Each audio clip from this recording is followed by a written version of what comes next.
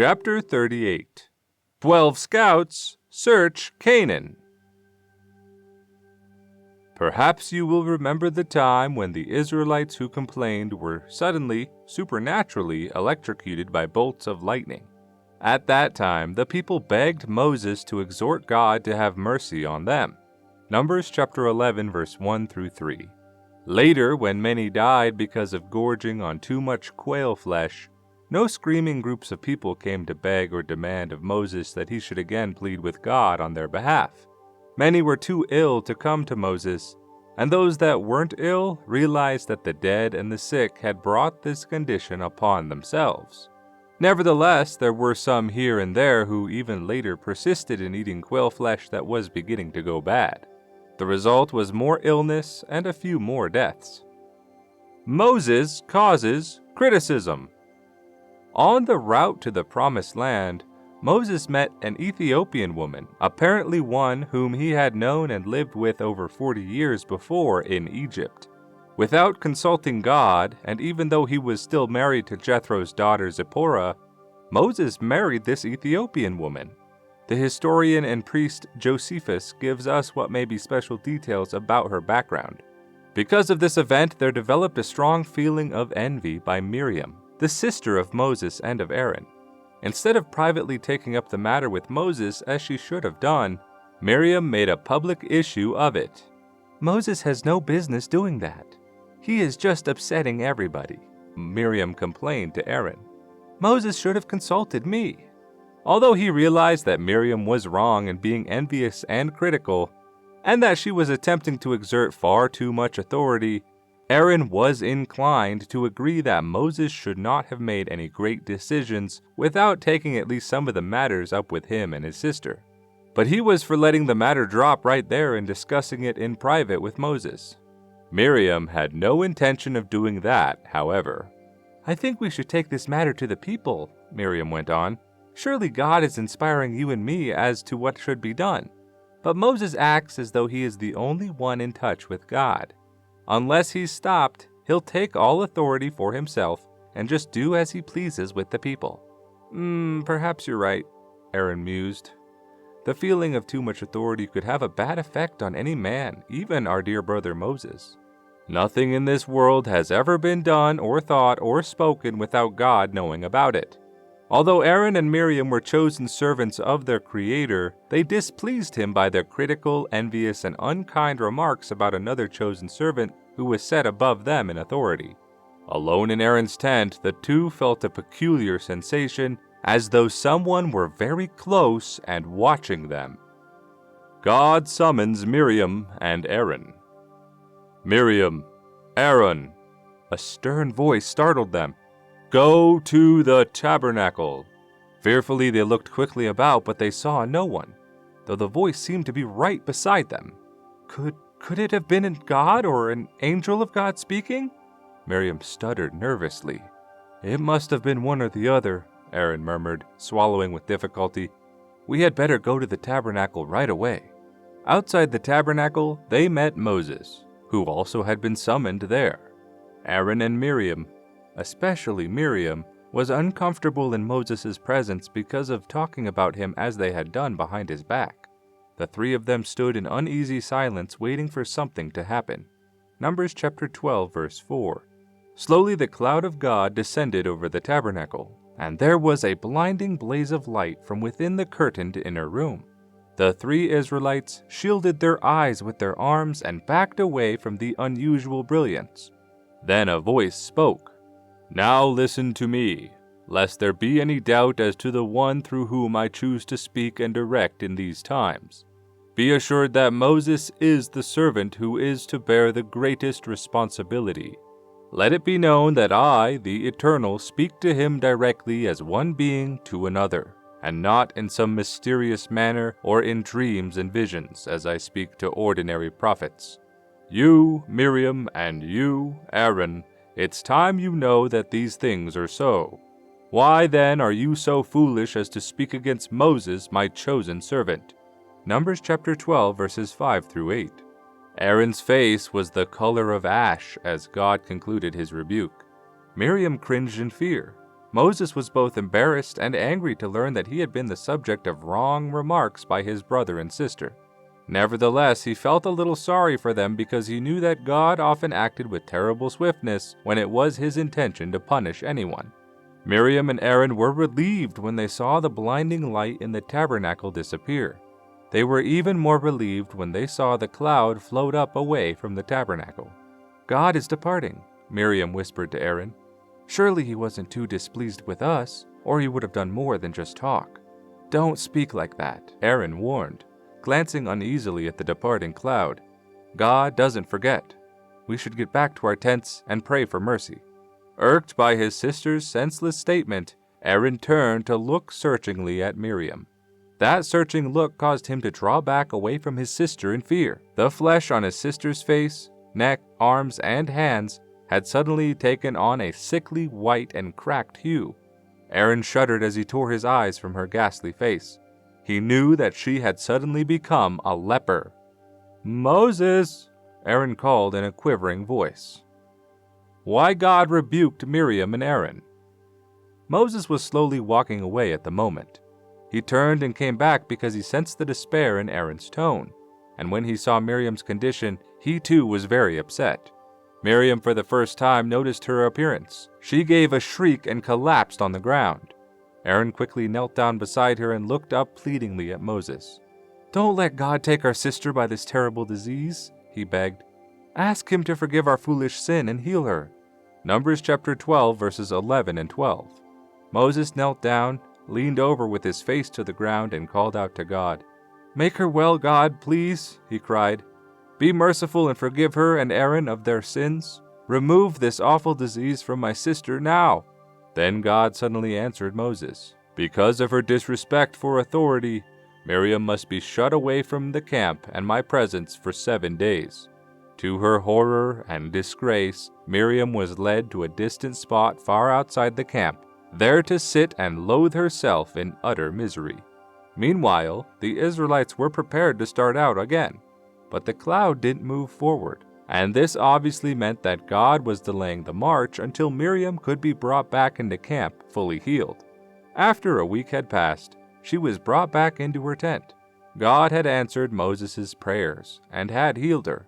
She and Moses and Aaron were very thankful, and at the same time, Miriam was very sorry for having spoken out so badly and wrongly against Moses behind his back. If she had failed to repent, God could have refused to take away her terrible leprosy, and it would soon have caused her own death. Miriam learned the lesson that all should learn, that speaking evil of the servants God has chosen to work for or represent him is indirectly speaking evil of the one who created the whole universe and every one of us.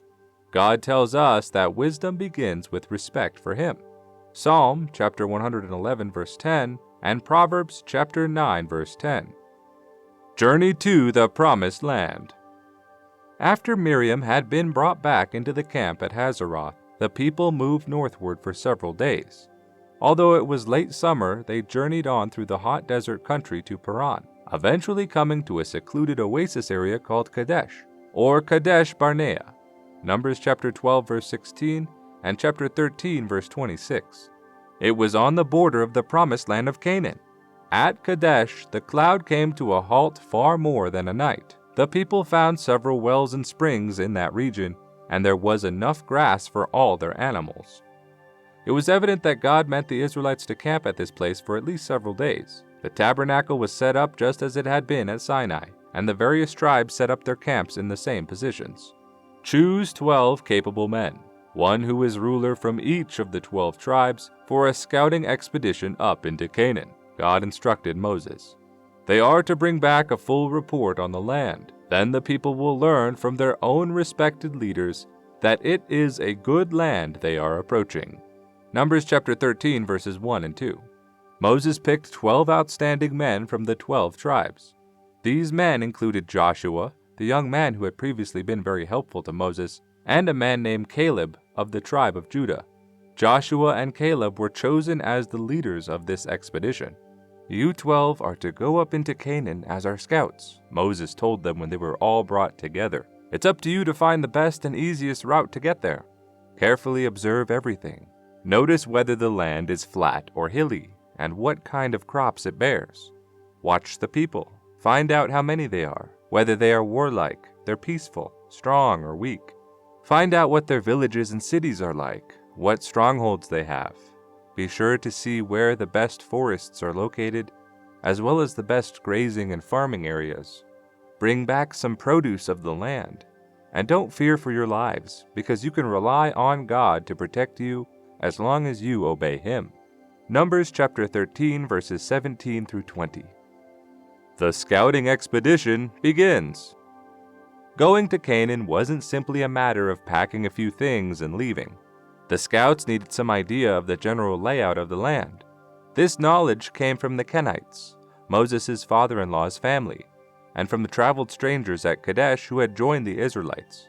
From them, Moses obtained information concerning the boundaries, mountain ranges, lakes, streams, forests, and desert areas of Canaan.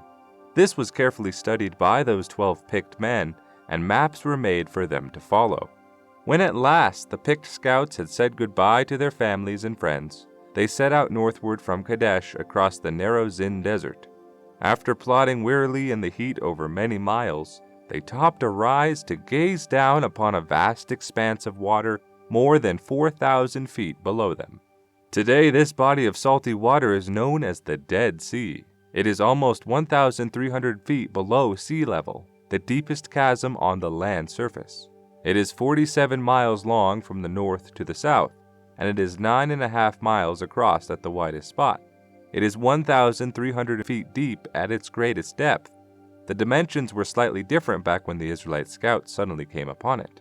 "This must be what is known as the Salt Sea, or the Sea of the Plain," one of the scouts exclaimed, pointing to the widest shoreline far below. "You know what that means."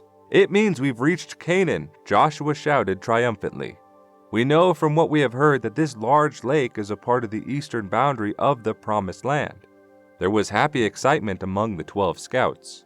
Having some idea of where they were, they felt successful and more secure.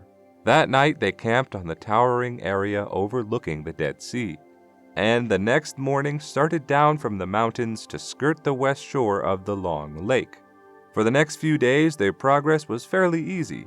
However, the midday heat was quite intense, and they found that it was wise to travel only in the mornings and evenings. The Jordan Valley visited. At the north of the Dead Sea, they turned eastward to come to the Jordan River, the main stream emptying into the Dead Sea. There, in the river's bottom region, they saw that there were many beautiful farms and that the crops were excellent. The scouts continued northward, sometimes following the Jordan River and sometimes veering off toward the mountain range to the west. They had purposely avoided the country east of the Jordan River and the Dead Sea, because the Promised Land was then from the Jordan River westward. Numbers chapter 33 verses 51 through 53, chapter 34 verses 1 and 2, chapter 12, and Deuteronomy chapter 12 verse 10. The people they met stared suspiciously at them, probably regarding them as either wandering traders, bandits, or vagrants. A few days later they arrived at another body of water today known as the Sea of Galilee. It was also known as the Sea of Chinnereth. This lake, 7 miles wide at the north end and 13 miles long, was the one near which Jesus Christ would spend much of his life. It was about 200 feet to the bottom at the deepest point. The hills back from its east shores jutted up 2,000 feet. Its surface was about 700 feet below that of the Mediterranean Sea. The scouts traveled on northward far past the Sea of Galilee to a town called Rehob, on the northern border of the Promised Land, in the land of Aram, known today as Syria. Having knowledge of where they were, the Israelites recognized that they were very close to the northern boundaries of their Promised Land, and so they turned back southward. Numbers chapter 13 verse 21. Moving down through the fertile regions between the Jordan River and the Great Sea, Mediterranean Sea, the scouts saw even more people than they had seen near the river. The crops there looked even better. The trees bore more fruit and there were more signs of prosperity. The scouting Israelites had been coming to more and more great cities teeming with people and bristling with fortifications. The people continued to stare at the 12 strangers as they trudged along the road, and the Israelites made no effort to visit with them, as it was wiser to keep to themselves than run the risk of getting mixed up with robbers or violent men. The scouts were well armed for purposes of hunting, and their rugged, bearded appearance undoubtedly warded off more than one group of bandits who might otherwise have attacked them for whatever was in their backpacks. The scouts decided to journey to the east shore of the Mediterranean Sea. They had heard awesome tales of how warlike the people were in that region. These people, called the Philistines, were the ones through whose land God had kept Israel from traveling when they first left Egypt, even though it would have meant a much shorter trip. The scouts meet the Philistines. There the scouts were especially cautious. They moved around the towns and villages instead of going through them. Here and there they noticed armed Philistine men, who obviously were soldiers or civil officers. One day they spotted a whole platoon of armed men at a distance, but the scouts weren't set upon, stopped, or even questioned. Crossing back to the southeast, they came to Hebron, one of the oldest cities in the world. It had been founded 7 years before the founding of Zion, the first city founded in post-flood Egypt. Numbers chapter 13, verse 22. At Hebron, the scouts were so curious to get a look at the people and buildings and bazaars that they considered traveling right through the streets. "I should like to go through the town as much as any of you," Joshua frowned thoughtfully, "but I think it's too much of a risk. If we all go together, we could be looked on as a band of renegades and officers might try to stop us." "How about splitting up into 2 pairs?" Caleb suggested. "Oh, that should help," Joshua nodded. "But we can't become too separated. Each couple must be far enough apart that we won't be regarded as a group, but close enough to be within sight of each other at all times." Accordingly, the 12 divided into 6 pairs and joined a straggling line of all kinds of people approaching Hebron from the north. Hebron wasn't a large city teeming with great crowds, but its narrow stony streets were lined with shops where knots of rather drab humanity bobbed and shuffled in and out.